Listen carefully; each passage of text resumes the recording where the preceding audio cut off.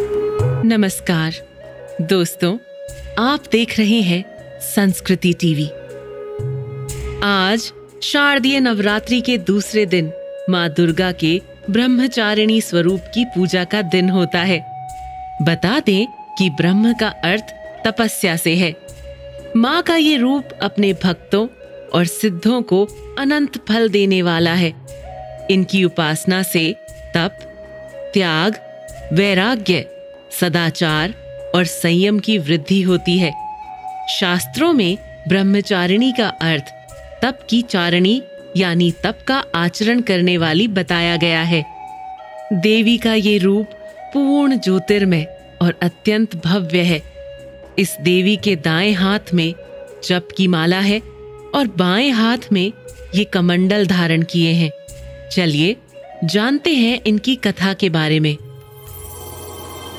मान्यता है कि पूर्व जन्म में इस देवी ने हिमालय के घर पुत्री रूप में जन्म लिया था और नारद जी के उपदेश से भगवान शंकर को पति रूप में प्राप्त करने के लिए घोर तपस्या की थी।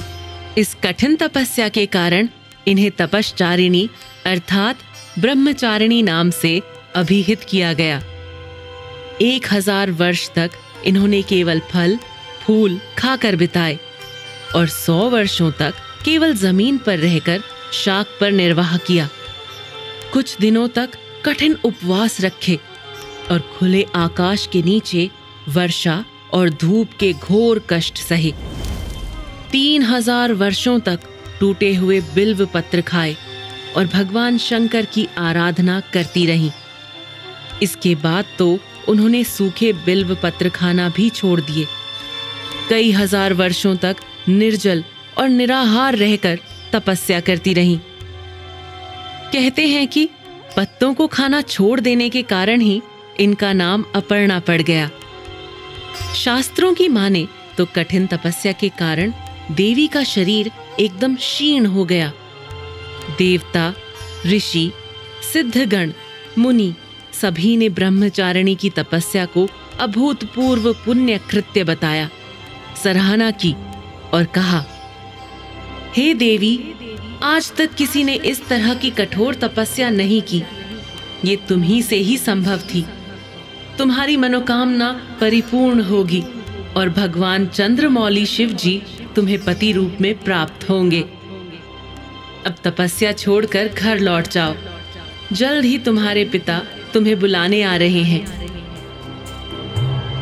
कहते हैं कि ब्रह्मचारिणी माँ की उपासना एवं आराधना करने से भक्तों को अनेक प्रकार की सिद्धि प्राप्त होती है, जैसे तप, त्याग, वैराग्य, सदाचार इत्यादि की वृद्धि होती है।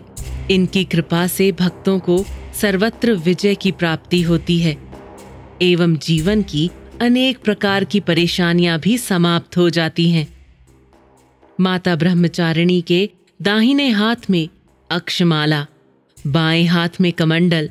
माँ का ये स्वरूप बेहद मोहक है और नवरात्र के दूसरे दिन भक्त ब्रह्मचारिणी की पूजा आराधना कर जीवन में खुशहाली की कामना करते हैं। दोस्तों, उम्मीद है आपको ये जानकारी पसंद आई होगी। ऐसी ही धर्म और आस्था से जुड़ी जानकारी के लिए आप देखते रहिए संस्कृति टीवी। साथ ही हमारे चैनल को लाइक और सब्सक्राइब करना ना भूलें। धन्यवाद।